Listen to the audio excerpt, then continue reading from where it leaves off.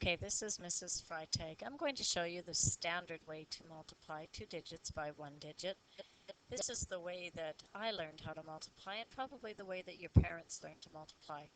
It is a little bit quicker and easier than drawing boxes, but there is a certain a number of steps that you have to follow to ensure your accuracy.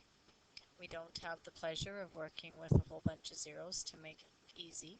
However, regrouping does help us to make this a little bit easier to do and a little bit faster if you know your facts well. So we'll always start with our bottom number to multiply by, and we will multiply it always starting with the ones place for the number on top. So we know that 5 times 4 is 20. So I'm going to put my 0 down and I'm going to carry my 2 up top, signifying that I am carrying 2 tens to that position.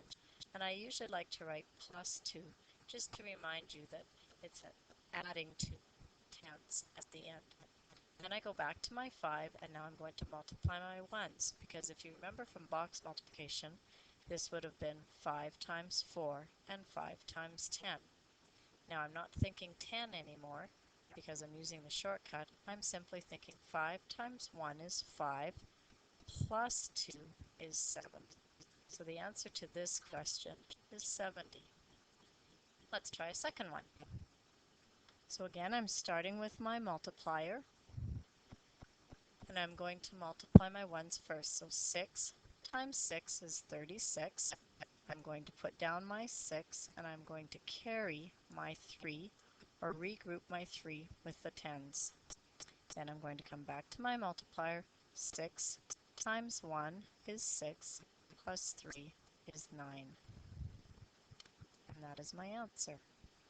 Moving on to a third example. 7 times 6 is 42.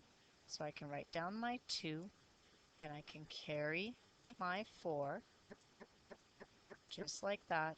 Now I need to multiply my 10, so 7 times 2, and really this means 7 times 20, but we're going to say 7 times 2 is 14 plus 4 is 18.